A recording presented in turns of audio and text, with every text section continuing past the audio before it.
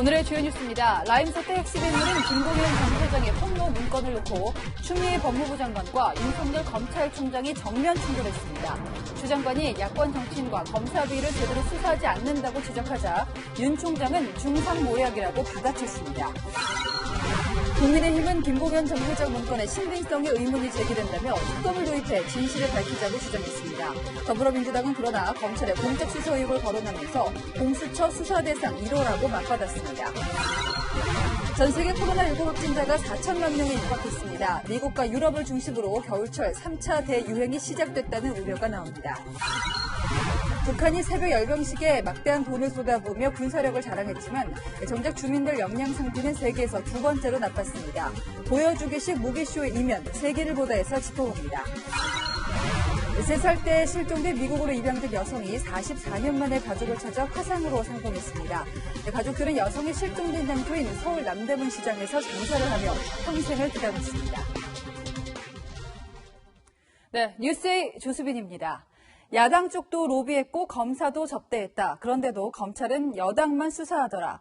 사실인지는 규명해야 합니다만 라임 사태 주범 김봉현 전 스타모빌리티 회장 폭로가 정치권을 넘어 검찰까지 쥐고 흔들고 있습니다. 먼저 법무부가 검찰을 겨눴습니다. 윤석열 총장이 야권이나 검사를 철저히 수사하라고 지휘를 안 했다는 겁니다. 검찰도 받아쳤습니다. 사실에 근거하지 않은 내용으로 총장을 중상모략한다고 했습니다. 자, 추미애 장관, 윤석열 총장, 정면 충돌로 치닫는 상황을 전해드리고요. 이어서 정치권 움직임까지 짚어보겠습니다. 먼저 조영민 기자입니다. 김봉현 전 스타모빌리티 회장이 자필 문건을 공개한 건 그제.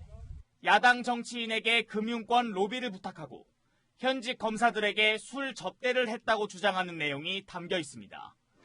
그는 지난 8일 법정에서 자신의 측근을 통해 강기정 전 대통령 정무수석에게 5천만 원을 건넸다고 증언했고 강 전 수석은 사실 무근이라며 김 전 회장을 고소했습니다.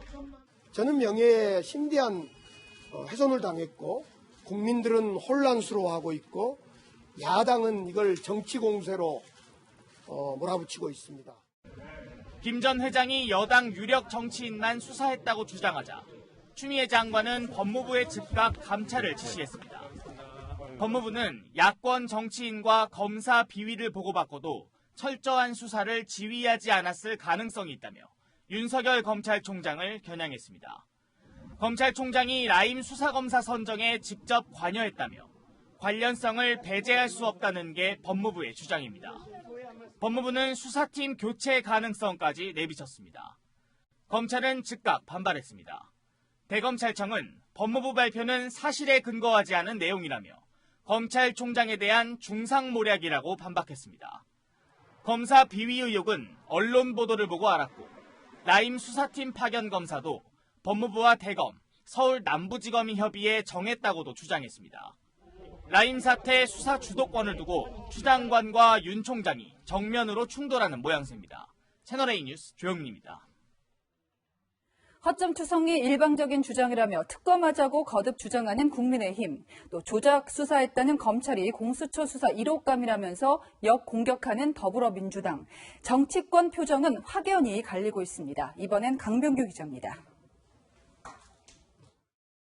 국민의힘은 김봉현 전 스타모빌리티 회장의 입장문에 허점이 많다며 신빙성의 의혹을 제기했습니다.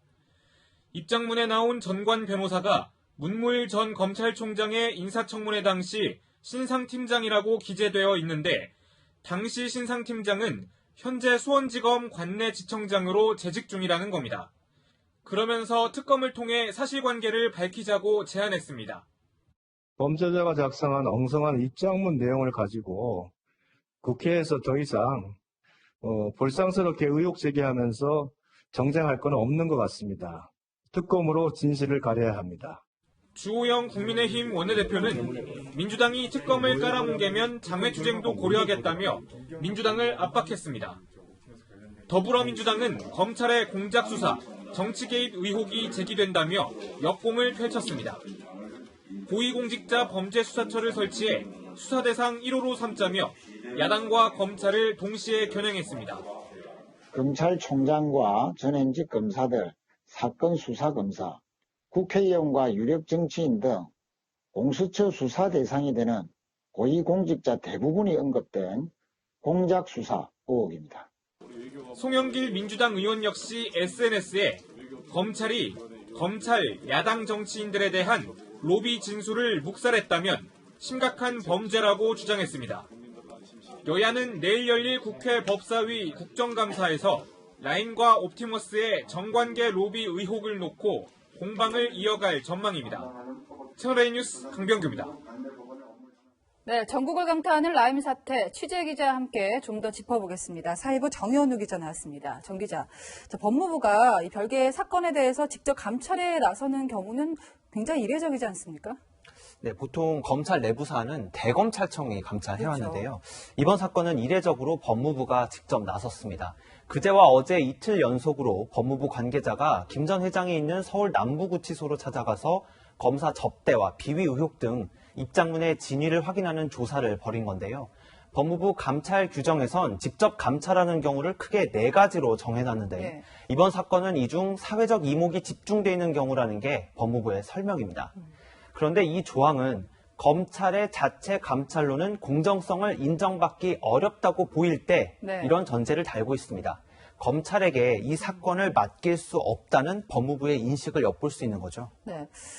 이뿐만이 아닙니다. 별도의 수사팀도 법무부가 따로 꾸리겠다는 뜻을 내비쳤고요. 여기다가 대검찰청이 중상모략이라고 받아치기도 했는데요. 이런 상황을 어떻게 이해해야 됩니까? 결론부터 말씀드리면 추미애 법무부 장관과 윤석열 검찰총장이 이 라임 사건을 계기로 다시 주도권 싸움에 나선 것으로 보입니다. 시간 순서대로 좀 정리해드리면요. 김봉현 전 회장이 현직 검사 접대 또 짜맞추기 수사 의혹을 제기한 건 그제 오후입니다. 네. 8시간이 채 지나지 않아서 법무부가 직접 감찰에 나섰고 어제 저녁 대검찰청은 서울 남부지검 라임 사건 수사팀의 관련 의혹들을 수사를 통해서 규명하라고 지시했습니다. 예. 그런데 법무부가 감찰에 나선 지 만 이틀도 되지 않은 오늘 오후에 감찰 결과를 공개하면서 별도의 수사 주체와 방식을 검토 중이라고 한 겁니다. 별도 수사팀이 생기면 윤석열 총장 수사에서 배제될 가능성이 높고요. 네. 펀드 사기에 집중하고 있는 수사 방향도 현직 검사에 대한 접대 의혹 등 문건 진위 여부로 넘어갈 가능성이 큽니다. 말씀대로라면 폭로가 나오고 법무부 대응이 굉장히 빠르게 진행이 되고 있는데요. 가장 중요한 것은 폭로 문건에 적힌 내용이 어디까지가 사실인가잖아요. 현재로서는 좀 단정하기가 어렵습니다. 이 앞선 강병규 기자 리포트에서 보신 것처럼 야당은 이 문건에 허점이 많아서 신빙성이 떨어진다고 주장하는데요. 예를 들어 보면 문건에서 김 전 회장은 자신을 찾아와 회유했던 변호사가 문무일 전 검찰총장의 인사청문회 당시 신상팀장으로 참여했다고 적었는데요. 네. 문 전 총장의 당시 신상팀장은 변호사가 아닌 현직 검사로 현재 수원지검 산하 모 지청장입니다. 네. 김봉현 전 회장에 대해선 전혀 모른다, 황당하다고도 밝혔는데요. 김 전 회장 측은 이름보다는 출신 지역이나 이력으로 사람을 기억하고 있고 예. 정확한 실명은 외부에 있는 자료를 봐야 알 수 있어서 일부 착오가 있을 수는 있지만 네. 거짓은 아니라고 밝혔습니다. 사람에 대한 이야기가 맞지 않는 부분을 짚었고요. 또 이 문건이 지난달에 쓰여진 거잖아요. 그런데 한 달이 지나서야 이제서야 공개가 된 것을 두고도 말이 나오는데요. 네, 문건이 작성된 날짜는 말씀하신 것처럼 지난달 21일입니다. 그런데 문건이 공개된 건 바로 이틀 전이다 보니까 공개 시점을 저울질한 게 아니냐는 의혹이 일고 있는데요. 김 전 회장 측은 문건의 작성 경위를 강조했습니다. 고교 동창이었던 김모 전 청와대 행정관이 자신에게 뇌물을 받은 혐의로 지난달 18일 징역 4년을 선고받았는데요. 김 전 회장은 문건에 적은 현직 검사나 검사 출신 변호사의 약속과 달리 검찰 수사에 자신이 협조했는데도 친구인 김 전 행정관에게 중형이 선고된 것을 보고 문건 작성을 결심했다는 겁니다. 네. 이후 추석 연휴가 길게 있었고 문건에 등장하는 인물이 너무 많아서 누구까지 실명으로 공개할지 이 여부를 의논하는 데 시간이 걸렸다는 게 김 전 회장 측의 설명입니다. 자, 여기까지 듣겠습니다. 지금까지 정현우 기자였습니다. 예, 서해에서 피격된 공무원의 친형이죠. 이래진 씨가 다시 한번 국회에 나왔습니다. 국감에 출석할 길이 막혔던 다른 증인들도 함께였습니다.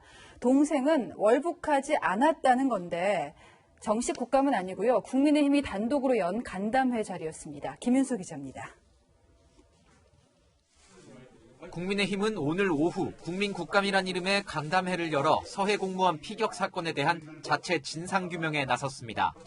더불어민주당의 반대로 국정감사 증인 채택이 불발된 피격 공무원 친형인 이래진 씨도 참석했습니다. 이 씨는 동생이 표류된 것을 정부가 월북 시도로 판단했다며 실종자 신분으로 예우해달라고 요구했습니다.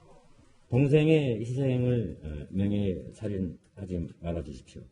동생은 현재 엄연히 실족 사고의 신분이며 고등학교 2학년 조카의 절절한 외침이 부끄럽지도 않으신지. 이 씨와 함께 출석한 신중군 연평도 어촌 계장은 사건 당일 조류의 흐름이나 바람의 세기 등을 거론하며 실족사가 아닌가 생각한다고 말했습니다. 국민의힘은 대통령은 국민의 생명을 지키지 않았다고 적힌 백드롭까지 내걸며 지원 사격을 펼쳤습니다. 북한 김정은 집단의 만행을 옹호하는 듯한 처사는 국민의 지탄을 받아야 마땅하다고 생각합니다. 대통령은 처음 서면 보고를 받고 나서 47시간, 거의 이틀 동안 반응을 보이지 않았습니다. 문재인 정부는 부끄러운 줄 알아야 합니다. 민주당은 국민의힘의 국민국감과 관련해 별다른 입장을 내놓을 일이 아니다라고 말했습니다. 채널A 뉴스 김윤수입니다.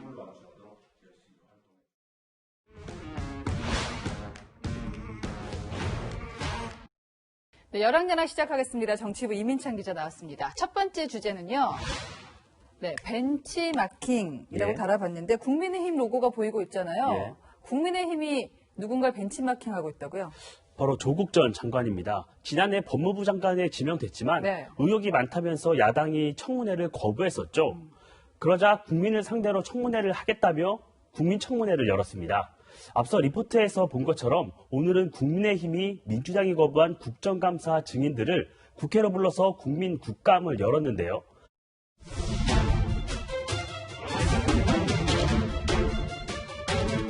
국감을 무력화하는 일은 여당의 행태가 아니라 독법적 행태에 지나지 않습니다.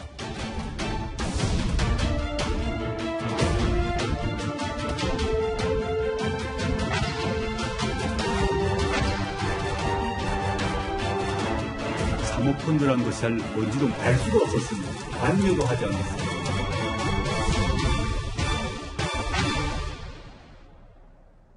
조국 전 장관한테 관심이 매우 뜨거웠습니다. 하지만 기자들이 조 전 장관의 답변에 대해서 반박하거나 질문을 다시 할 수도 없었고 또 자료를 달라고 요구할 수도 없어서 좀 부실했다는 한계가 있었는데요. 맞습니다. 지난해 조 전 장관 국민청문회는 기자 간담회 형식이었죠. 그렇죠.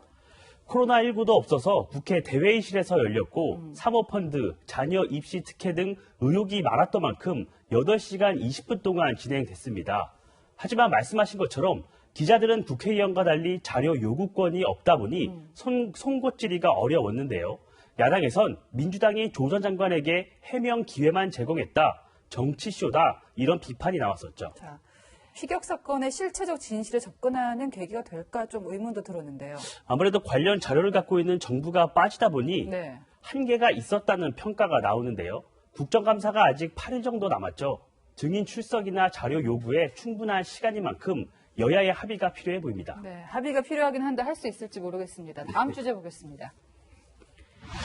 자, 도라산 당심, 지금 보면요. 이낙연 대표 표정이 조금 어둡고 이재명 지사는 밝아졌습니다. 사실 그 민주당 당심이 친문 지지자들에게 좀 의지하는 면이 많다고도 볼 수가 있는데 이재명 지사한테 좀 마음의 문을 열고 있다 이런 얘기가 있네요. 그동안 이재명 지사는 민주당 소속임에도 당원들에게는 많은 지지를 받지 못했습니다. 지난 2월 여론조사를 보면요. 민주당 지지층의 이재명 지사 지지율은 4%로 이낙연 대표와 무려 48%포인트 차이가 났는데요. 그런데 8개월 만에 민주당 지지층의 이 지사 지지가 31%로 뛰어오르면서 그 격차가 5%포인트로 줄었습니다. 그러니까 저게 일반 여론조사가 아니라 민주당 지지층을 대상으로 한 조사였는데 친문한테 굉장히 적극적으로 다가갔잖아요. 이 지사가. 이게 좀 통한 건가요? 이 지사는 지난 대선 경선에서 문재인 대통령을 공격하면서 친문 지지자들과 사이가 틀어졌죠. 이를 의식해서일까요? 최근에는 발언 수위가 달라졌습니다. 우리 문재인 대통령님께서 하시고자 하는 일, 또 우리 민주당이 지향하는 일들이 성공할 수 있도록 우리 국민들께서 믿고 의지할 수 있도록 하는 데 최선을 다하도록 하겠습니다. 이 지사가 긴급 재난지원금, 기본소득 등에서 선명성 있는 발언을 한 게 네. 지지층의 지향성과 맞아 떨어졌다는 분석도 나옵니다. 일단은 당대표는 174석 거대 여당을 이끌고 있는 거고 예. 도지사는 예산이나 인사권을 발휘할 수 있잖아요, 도에서. 맞습니다. 그러다 보니까 좀 영향도 미친 게 아닌가 싶은데 김종인 국민의힘 비대위원장은 두 사람 모두한테 좀 야박한 평가를 했습니다. 네, 김종인 위원장은 이재명 지사를 향해선 돌출 행동이 많다. 이낙연 대표에 대해선 독자성이 없다며 대선 승리 가능성을 낮게 봤는데요. 네. 오늘의 열왕야랑은 방심 금물로 정해봤습니다. 네. 민주당에는 친문 핵심인 김경수 경남지사가 남아있죠. 네. 대선까지는 17개월 남은 만큼 방심은 금물이겠죠. 자, 김경수 지사 재판 결과가 나와야지 진짜 승부가 시작될 것 같습니다. 지금까지 열왕야랑이었습니다.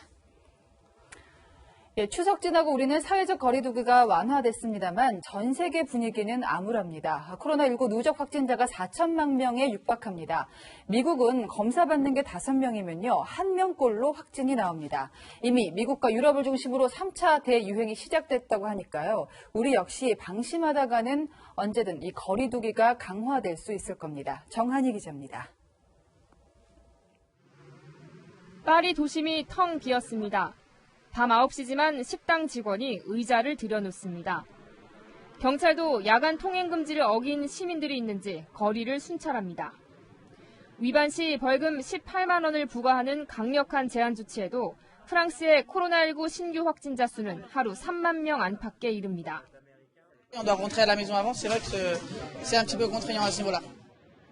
방역 선진국이라고 불리던 독일도 구멍이 뚫렸습니다.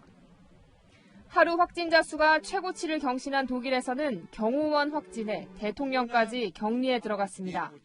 총리가 직접 대국민 호소에 나섰습니다. Bitte bleiben Sie, wenn immer möglich, zu Hause an Ihrem Wohnort. 네덜란드궁으로 차 2대가 들어갑니다.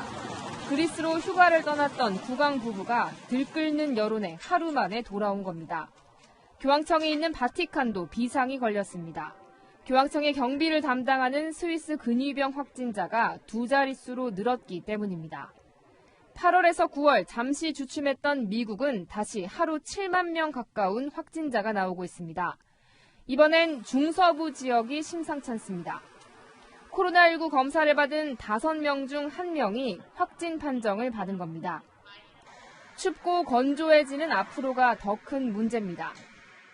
You can't enter into the cool months of the fall and the cold months of the winter with a high community infection baseline.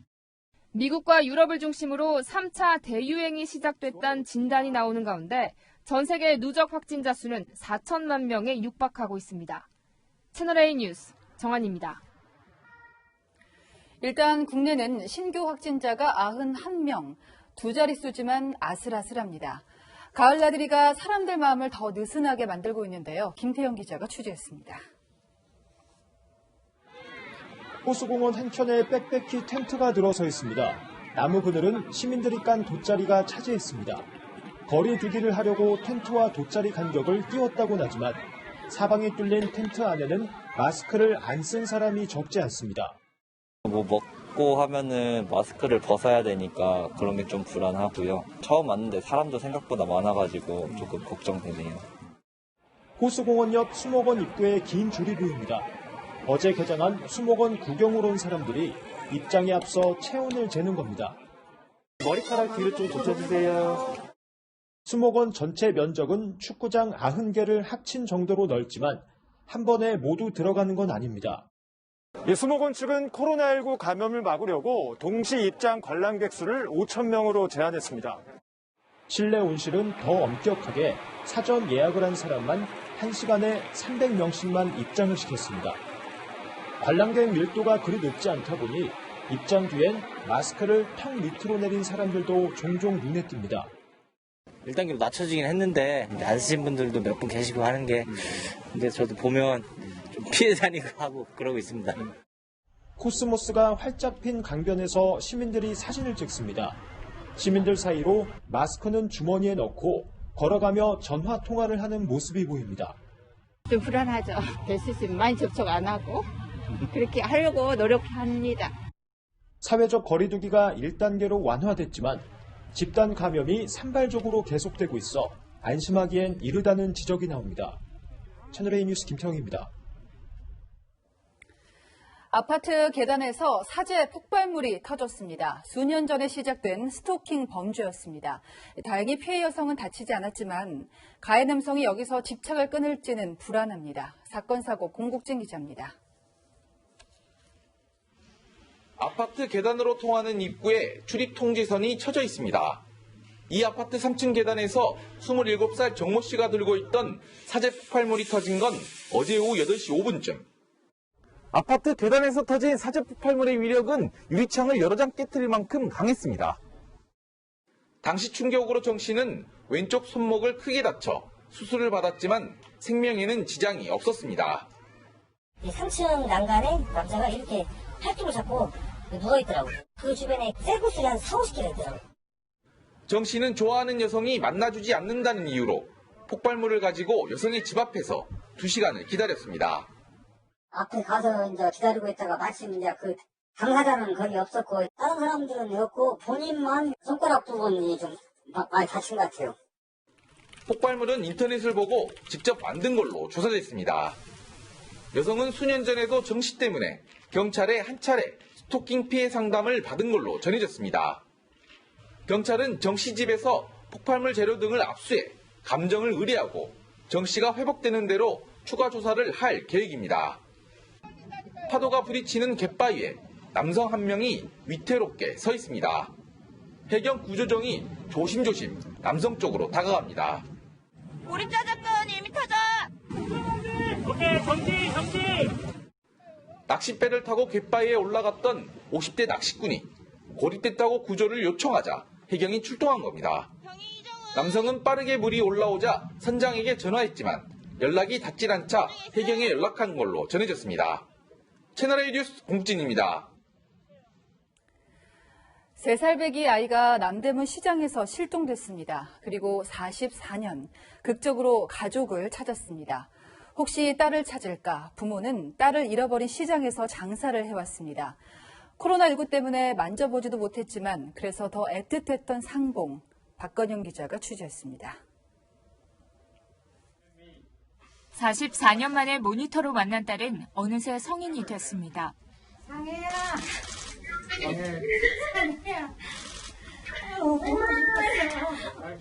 한번 넘어보고 싶었어.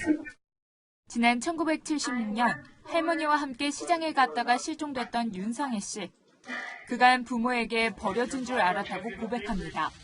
I was told that I was abandoned at St. Vincent's Hospital and that I was very sick. 수원까지 가리란 생각지도 않고 서울서만 찾았거든. 한 번이라도 하루라도 잊은 날이 없어.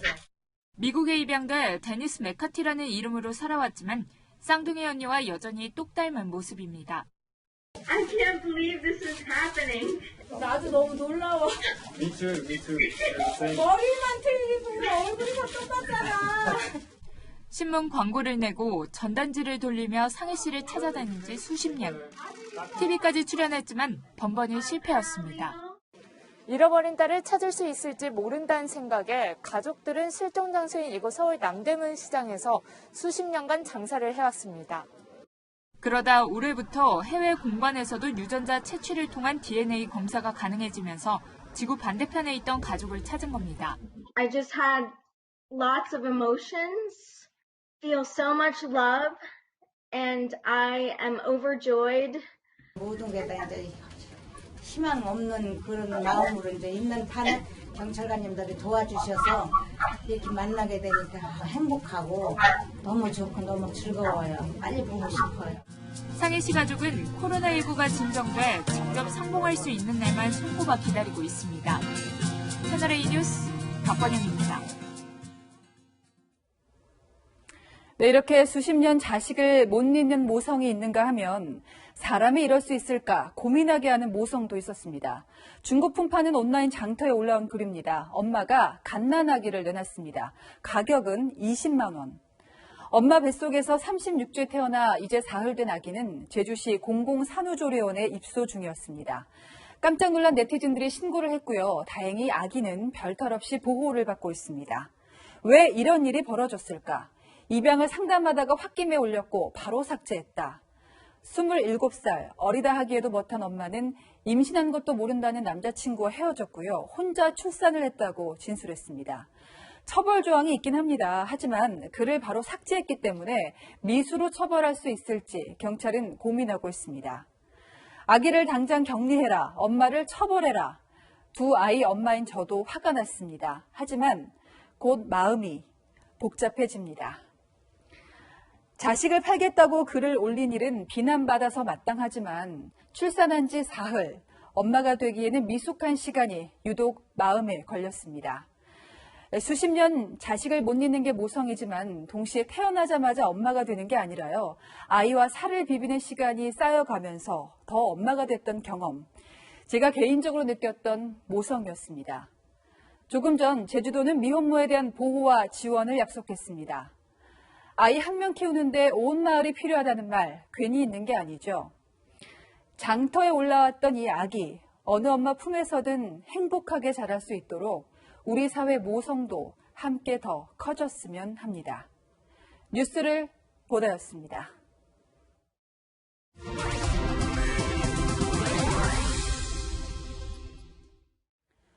미국은 이미 대선 사전투표가 진행되고 있는데 상황은 트럼프 대통령한테 불리하게 돌아가고 있습니다.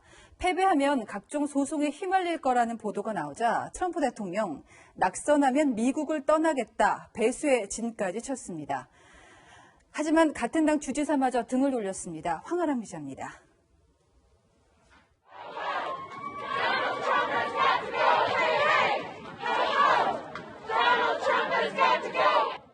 인종차별과 반이민 정책 등을 비판하며 트럼프 대통령의 낙선을 외치는 여성들. 낙태를 반대해온 베럿 연방 대법관에도 분노를 표출합니다. My body, my choice! My body, my choice! My body, my choice! 한국계 부인을 둬 한국의 사위로 불리는 공화당 레리 호건 메릴랜드 주지사도 대놓고 반기를 들었습니다. 우편 투표를 먼저 했다는 그는 트럼프와 바이든 둘 다 지지할 수 없어 미국 보수의 우상인 레이건 전 대통령의 이름을 적었다고 밝혔습니다. 트럼프 대통령이 대선에서 패배하면 미국을 떠날 것이라며 승부수를 던졌지만 대선까지 남은 시간이 별로 없습니다. If you vote for me, prosperity will surge, normal life will fully resume, and the next year will be the greatest year economically in the history. To bring us back together again, to heal, to hope. As president, that's precisely what I'll do. 점점 벌어지는 여론조사와 사전투표율에서는 바이든 후보가 유리합니다. 이미 2,200만 명 넘게 사전투표를 했는데 지난 대선의 4배에 이르고 민주당원의 투표 참여율이 공화당원의 2배에 달합니다.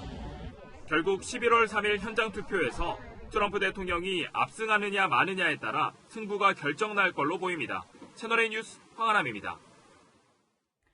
우환을 구한 아름다운 간호사라며 중국에서 영웅이 된 여성이 있었는데 알고 보니 간호사도 아니었고요. 결혼한 적이 있으면서 숨긴 채 공개 구혼까지 했습니다. 온 국민을 상대로 왜 이런 거짓말에 거짓말을 한 걸까? 성일한 특파원이 전해왔습니다.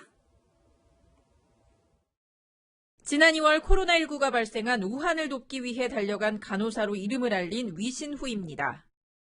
我觉得我作为一名医护人员我应该为武汉做点什么 위신후이는 가족들의 만류도 뿌리치고 스스로 봉쇄된 우한으로 가 55일간 환자들을 돌봤다고 밝혀왔습니다. 我的任务完成了我终于可以回家了 이후 중국에선 가장 아름다운 간호사로 칭송받으며 각종 표창을 받고 공산당에 입당까지 했습니다. 방송을 통해선 여군이 되는 꿈을 이루지 못했다며 공개 구혼장을 냈습니다. 特别伟大的私人梦想就是我想嫁给兵哥哥 실제 방송사의 소개로 군인을 만나 열흘 전 약혼식까지 올렸습니다. 하지만 사기극은 오래가지 못했습니다. 최근 위신후이의 고향인 장쑤성 난퉁시 관계자는 그는 실제로 간호사 자격증이 없다고 폭로했습니다. 전 남편도 등장했습니다. 지난 2016년 이미 결혼해 아이를 낳았고 그녀가 자주 사채를 끌어다 썼다고 증언했습니다. 이후 중국 관영 매체들은 위신후이와 관련된 기사들을 모두 삭제하는 등 흔적 지우기에 돌입했습니다. 위신후이가 근무하는 병원에선 우한에서 봉사한 사실은 변치 않는다며 옹호했지만 중국 내에서도 신분을 속여 다른 의료진의 공을 가로챈 것이라는 비판이 나오고 있습니다. 중국 당국은 최근 우한 의료진의 분투기를 담은 영화와 드라마 제작에 열을 올려왔는데요. 가짜 간호사의 등장으로 체면을 구기게 됐습니다. 베이징에서 채널A 뉴스 성혜란입니다.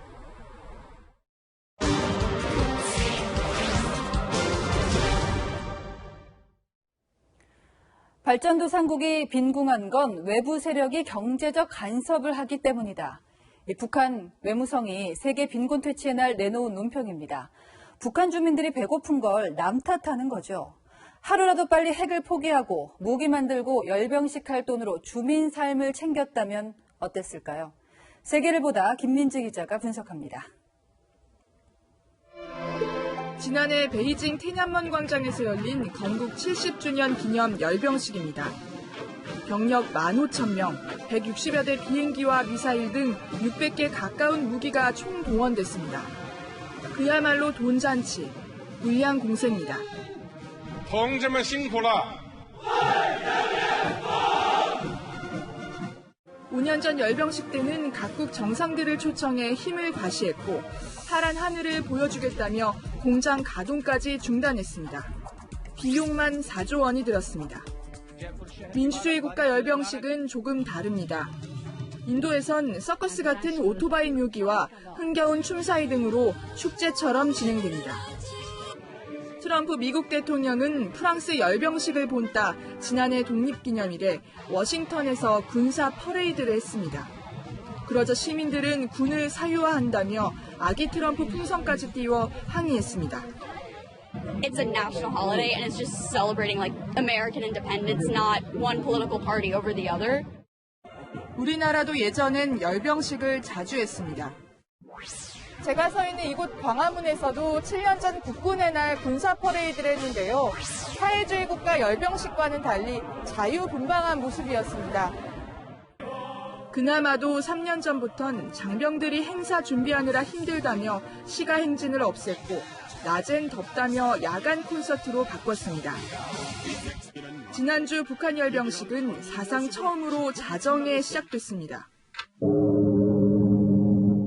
준비한 군인들이나 지켜본 주민들도 꼬박 날을 샜습니다. Parade on Saturday morning, some people told me that they heard a lot of noise late on Friday night. People who I spoke to told me that they could hear those noises, it woke them up. 열병식 준비에는 최소 반년 전부터 수만 명이 동원됩니다. 2만 명이 모여서 훈련을 6개월이면 6개월 이상 한 거거든요. 먹고 훈련하는 거 그거를 다 딴 때보단 잘 먹여야 돼요. 훈련도 훈련이지만 무기 개발과 발사 시험에는 최대 조 단위의 비용이 듭니다. 김정은 국무위원장이 주민들에게 고마움을 나타냈지만 정녕 고마움의 인사를 받으셔야 할 주인들은 바로 위대한 우리 인민입니다. 위대한 우리 인민 만세! 북한 주민들의 삶은 배고픔 그 자체입니다. 세계 기아지수 보고서에 따르면 영양실조인 북한 주민은 2명 중 1명. 세계 최빈국 IT에 이어 세계에서 2위입니다. No one should go to bed hungry, much less starve to death. 북한은 올해 코로나19와 수해, 대북제재 여파로 아버지 김정일이 겪었던 고난의 행군 시절보다 못한 최악의 경제난이 예상됩니다. He is under immense pressure because of internal, both economic and likely health crisis caused by the pandemic, and is feeling that pressure. He's got a pressure to produce some results for his people, and he's not really able to do it. 열병식 쇼는 끝났지만 이제 더 혹독한 겨울이 기다리고 있습니다. 세계를 보다 김민지입니다. 네, 이 뉴스도 답답했습니다만 코로나19 때문에도 답답한 요즘 자연 속에서 걷고 달리는 분들이 늘었는데요. 플로깅, 좀 더 특별하고 착하게 조깅하는 청년들이 있습니다. 김민곤 기자가 함께 해봤습니다. 등산로 초입에서 20대 청년들이 모여 몸을 푼 다음 비닐봉투를 나눠받기 시작합니다. 산에 오르면서 쓰레기를 줍기 위해서입니다. 이삭을 줍는다는 의미의 스웨덴어에 영어 조깅을 합친 합성어, 일명 플로깅을 하는 사람들입니다. 운동을 하면서 환경도 보호하려는 목적으로 모인 겁니다. 처음 등산에 가서 제가 먹은 것들을 가져오려고 이제 쓰레기 봉투를 챙겨갔었는데 내려오는 김에 보여진 쓰레기를 다 주워서 내려오면서 시작하게 되었습니다. 정해진 등산로를 다니면서 쓰레기를 줍는데 외진 곳에 있는 쓰레기도 적지 않습니다. 어떡하면 저기까지 쓰레기 보일 수가 있지? 건널나봐. 쓰레기를 주우려 이곳저곳을 다니면서 허리를 구부렸다 펴기를 반복하고 앉았다 일어서기를 계속하면서 운동 효과도 더 커집니다. 사람이 많은 곳은 이렇게 보는 눈이 있어서 그런지는 몰라도 그런 곳에는 의외로 없는데 외진 곳에 버려진 것들도 주우려고 하다 보면 그렇게 산을 오르고 나면 쓰레기는 한가득 모입니다. 저도 1시간 넘게 등산길에 동행해 쓰레기를 주웠는데요. 버려진 라이터부터 양말, 신발, 깔창 등 종류도 다양합니다. 쓰레기를 주운 모습은 인증샷으로 남겨 소셜미디어에 올리면서 플로깅은 코로나19 시대를 살아가는 또 다른 운동 문화로 자리 잡고 있습니다. 채널A 뉴스 김민곤입니다. 네, 코로나19가 취업 문화까지 비대면으로 바꿨습니다. 능력이야 시험이라도 친다지만 눈 맞춤하면서 알 수 있는 그 사람만 가진 느낌, 이런 걸 만나지도 않고 어떻게 평가할까 궁금하시죠? 조현성 기자입니다. 각자 마이크 한 번씩 이렇게 켜서 80명이 오디오 비면 답도 없다. 잠깐만 난데 싶으면 마이크 켜자. 신입사원들이 함께하는 랜선 점심시간입니다. 코로나19 여파로 한 시중은행이 합숙 대신 올해 처음으로 온라인 연수를 도입한 겁니다. 방금 요리하다 와가지고 왜 이렇게 화상을 통해 개인기도 뽐냅니다. 개쩐데 내 인생 21밖에 안 됐는데 왜 이래. 동기 선배들과 직접 만날 수는 없지만 온라인 연수를 통해 웃지 못할 추억도 쌓입니다. 그때 소극적이던 사람들도 온라인 상에서는 적극적으로 참여할 수 있다는 그런 장점이 있었기 때문에 개가 짖을 때도 있고 뭐 그런 돌발 상황들이 그래도. 한 이커머스 업체는 면접부터 출근까지 전 과정을 비대면으로 진행합니다. 가장 자신 있는 부분은 제가 가장 잘할 수 있는 부분은 사람들과의 서류 과정이 통과되면 이렇게 1대1로 화상 면접을 보는데요. 합격한 직원이 입사하는 날 회사가 재택근무 중이라면 업무에 필요한 이런 노트북 같은 기기들은 집으로 보내줍니다. 코로나 사태로 인해서 새로운 사람이랑 조금 면접하기가 조금 두려움이 있었는데 그런 점을 좀 많이 해소했던 게 그냥 입사가 연기돼서 불안해하거나 하는 사람들이 많았는데 그런 불안감은 전혀 없었습니다. 비대면 채용이다 보니 회사가 눈여겨보는 요소도 달라졌습니다. 기존에는 어떤 실무자의 전문성 면접과 인사 쪽의 애티튜드라든지 인성이라든지 성향 비중을 5대5 정도로 했다면 현재는 하드 스킬 그 전문성이 한 6 정도 될 것 같고요. 코로나19가 새로운 채용 문화를 만들고 있습니다. 퇴근하고 나서 같이 모인 다음에 표정이나 관리에 조금 더 집중하면서 제작했습니다. 채널A 뉴스 조현선입니다.